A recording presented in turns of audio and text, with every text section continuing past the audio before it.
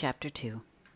The Dawlish Road was a meandering sort of road, and the afternoon was made for wanderers, or so Anne and Louis thought, as they prowled along it, now and then pausing to enjoy a sudden sapphire glimpse of the strait through the trees, or to snap a particularly lovely bit of scenery or picturesque little house in a leafy hollow. It was not, perhaps, quite so pleasant to call at the houses themselves and ask for subscriptions for the benefit of the dramatic club, but Anne and Louis took turns doing the talking, he taking on the women while Anne manipulated the men. Are you enjoying this audiobook? Please take a moment to hit the subscribe button for more videos like this, and please hit the like button. Those two things make a big difference for this channel, and I appreciate every single like and subscription. Thank you so much. Take them in if you're going in that dress and hat, Rebecca Dewitt advised. I've had a good bit of experience in canvassing in my day, and it all went to show that the better dressed and better looking you are, the more money, or promise of it, you'll get if it's the men you have to tackle. But if it's the women, put on the oldest and ugliest things you have. Isn't a road an interesting thing, Louis? Said Anne dreamily. Not a straight road, but one with ends and kinks around which anything of beauty and surprise may be lurking. I've always loved bends and roads. Where does this Dawlish Road go to? Asked Louis practically, though at the same moment he was reflecting that Miss Shirley's voice always made him think of spring. I might be horrid and school-teacherish, Louis, and say that it doesn't go anywhere. It stays right here, but I won't. As to where it goes or where it leads to, who cares? To the end of the world and back, perhaps. Remember what Emerson says?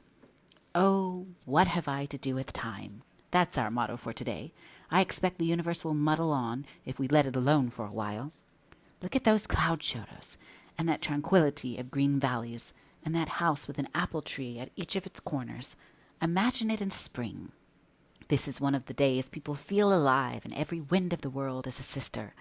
I'm glad there are so many clumps of spice ferns along this road, spice ferns with gossamer webs on them.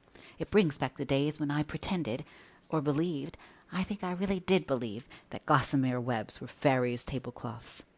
They found a wayside spring in a golden hollow and sat down on a moss that seemed made of tiny ferns to drink from a cup that Louis twisted out of birch bark. You never know the real joy of drinking till you're dry with thirst and find water, he said. That summer I worked out west on the railroad they were building. I got lost on the prairie one hot day and wandered for hours. I thought I'd die of thirst, and then I came to a settler's shack, and he had a little spring like this in a clump of willows. How I drank! I've understood the Bible and its love of good water better ever since. We're going to get some water from another quarter, said Anne rather anxiously. There's a shower coming up, and, Louis, I love showers, but I've got on my best hat and my second-best dress, and there isn't a house within half a mile. There's an old deserted blacksmith's forge over there, said Louis, but we'll have to run for it. Run they did, and from its shelter enjoyed the shower, as they had enjoyed everything else on that carefree gypsying afternoon. A veiled hush had fallen over the world. All the young breezes that had been whispering and rustling so importantly along the Dawlish Road had folded their wings and become motionless and soundless. Not a leaf stirred. Not a shadow flickered. The maple leaves at the bend of the road turned wrong side out until the trees looked as if they were turning pale from fear. A huge, cool shadow seemed to engulf them like a green wave. The cloud had reached them. Then the rain with a rush and sweep of wind. The shower pattered sharply down on the leaves, dancing along the smoking red road, and pelted the roof of the old forge right merrily. If this lasts, said Louis, but it didn't. As suddenly as it had come up, it was over, and the sun was shining on the wet, glistening trees. Dazzling glimpses of blue sky appeared between the torn white clouds. Far away they could see a hill, still dim with rain, but below them the cup of the valley seemed to brim over with peach-tinted mists. The woods around were pranked out with a sparkle and glitter as of springtime, and a bird began to sing in the big maple over the forge, as if he were cheated into believing it really was springtime. So amazingly fresh and sweet did the world seem all at once. Let's explore this, said Anne when they resumed their tramp, looking along a little side road running between old rail fences smothered in goldenrod. I don't think there's anybody living along that road, said Louis doubtfully. I think it's only a road running down to the harbor. Never mind. Let's go along it. I've always had a weakness for side roads, something off the beaten track, lost and green and lonely. Smell the wet grass, Louis. Besides, I feel it in my bones that there is a house on it, a certain kind of house, a very snappable house. Anne's bones did not deceive her. Soon there was a house, and a snappable house to boot. It was a quaint, old-fashioned one, low in the eaves, with square, small-paned windows. Big willows stretched patriarchal arms over it, and an apparent wilderness of perennials and shrubs crowded all about it. It was weather-gray and shabby, but the big barns beyond it were snug and prosperous-looking, up-to-date in every respect. I've always heard, Miss Shirley, that when a man's barns are better than his house, it's a sign that his income exceeds his expenditure, said Louis as they sauntered up the deep, rutted, grassy lane. I should think it was a sign that he thought more of his horses than of his family, laughed Anne. I'm not expecting a subscription to our club here, but that's the most likely house for a prize contest we've entered yet. Its grayness won't matter in a photograph. This lane doesn't look as if it were much traveled, said Louis with a shrug. Evidently the folks who live here aren't strongly sociable. I'm afraid we'll find they don't even know what a dramatic club is. Anyhow, I'm going to secure my picture before we rouse any of them from their lair.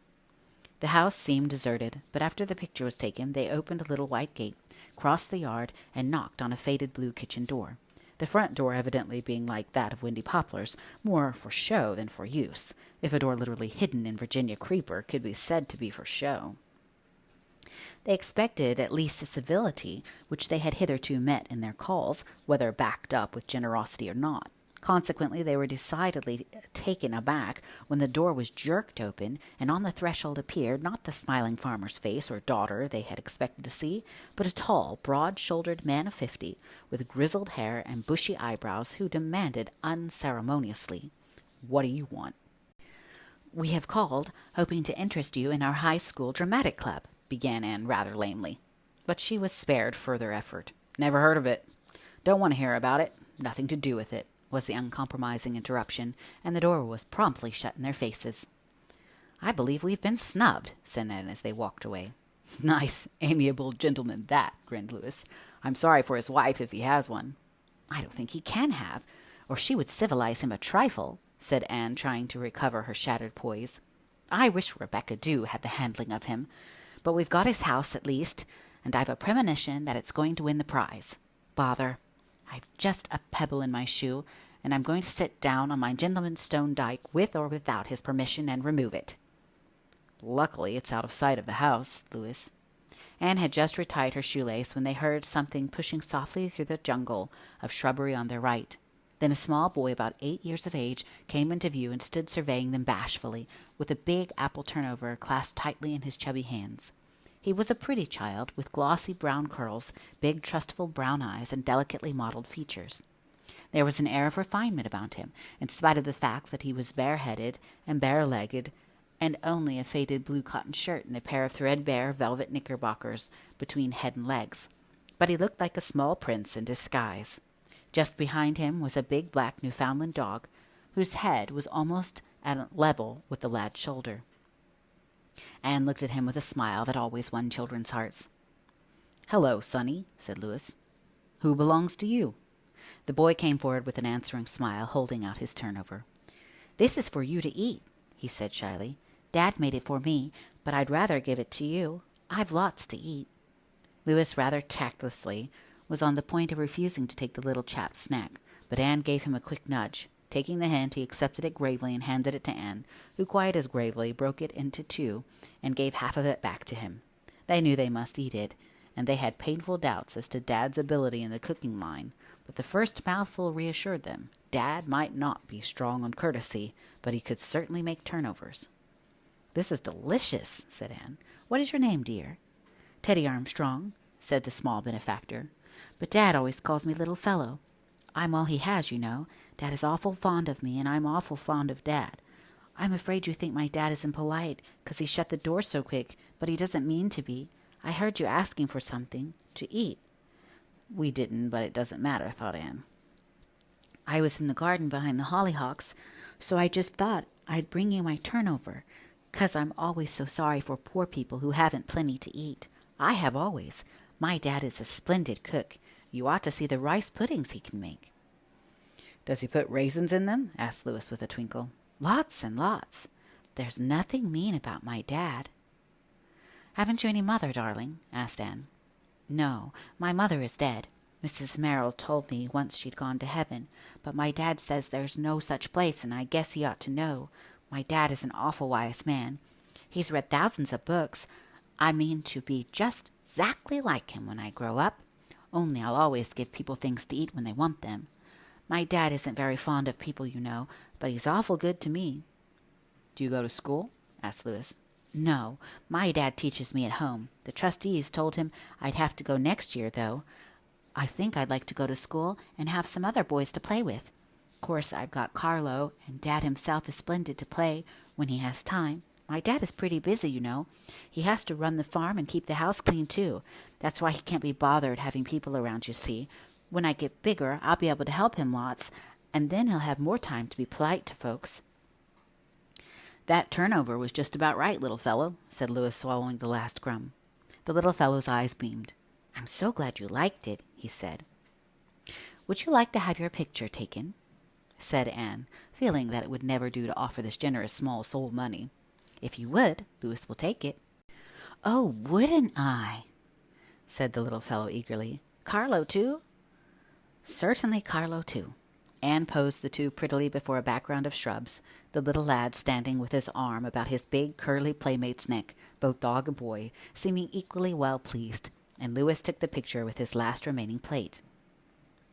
"If it comes out well, we'll send you one by mail," he promised. "How shall I address it?"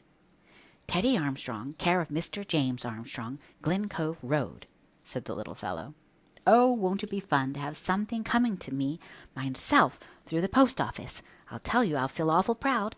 I won't say a word to Dad about it, so that it'll be a splendid surprise for him." "Well, look out for your parcel in 2 or 3 weeks," said Louis as they bade him goodbye. But Anne suddenly stooped and kissed the little sunburned face. There was something about it that tugged at her heart. He was so sweet, so gallant, so motherless. They looked back at him before a curve in the lane and saw him standing on the dike with his dog waving his hand to them. Of course, Rebecca Dew knew all about the Armstrongs. "James Armstrong has never got over his wife's death 5 years ago," she said. "He wasn't so bad before that, agreeable enough, though a bit of a hermit. Kind of built that way. He was just wrapped up in his bit of a wife. She was 20 years younger than he was. Her death was an awful shock to him, I've heard. Just seemed to change his nature completely. He got sour and cranky, wouldn't even get a housekeeper, looked after his house and child himself. He kept bachelor's hall for years before he was married, so he ain't a bad hand at it." "But it's no life for the child," said Aunt Chatty. "His father never takes him to church or anywhere he'd see people." "He worships the boy, I've heard," said Aunt Kate. "'Thou shalt have no other gods before me,'" quoted Rebecca Dew suddenly.